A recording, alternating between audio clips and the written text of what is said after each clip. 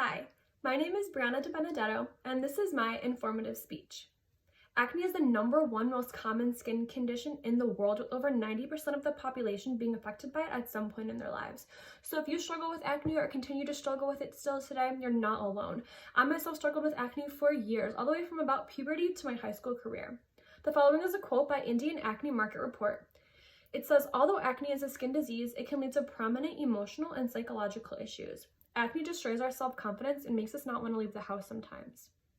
So after doing extensive research, majoring in human biology, and trying a lot of different products, I've come up with a solution and some lifestyle changes that have really helped my acne, hopefully forever.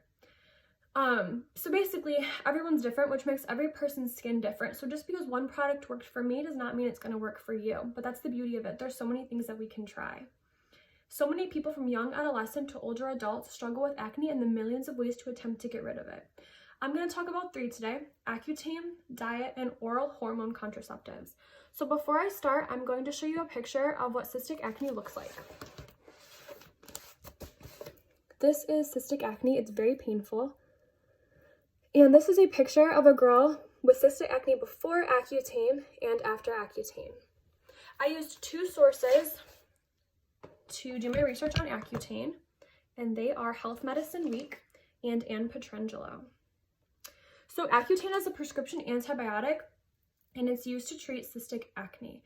Isotretinoin is the active ingredient in Accutane, and basically what it does is it shrinks your oil glands and produces less oil so that it clogs your pores much less. But it does come with a whole list of side effects like sun sensitivity, hair loss, and mood changes.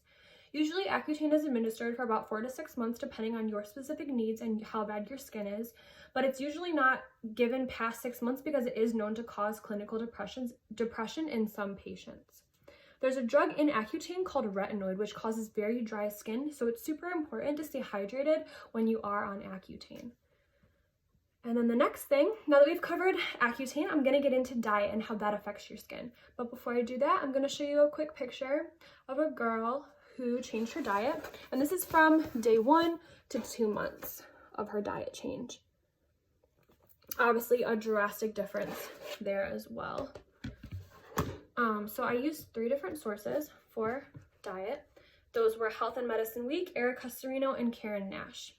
So the types of foods that we put into our body plays a huge role in how it affects our skin, water being a vital component of that. So when our skin is properly hydrated, this slows the production of oils and our skin can clear up. Basically, dry skin triggers acne. It's as simple as that.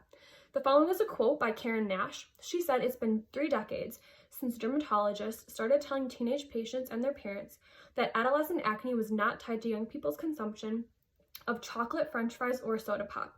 Dermatologists said research did not show that diet had any impact on the development of pimples." So obviously today we know this to be false. Diet does in fact have a huge impact on the way that your skin looks. So the body releases a hormone called insulin when we eat processed foods like sugars, pastas, white rice, white bread, chocolates.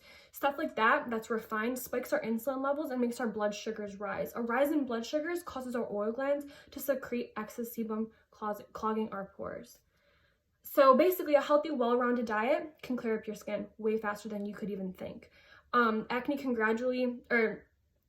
staying away from specific foods can gradually increase the appearance of your skin.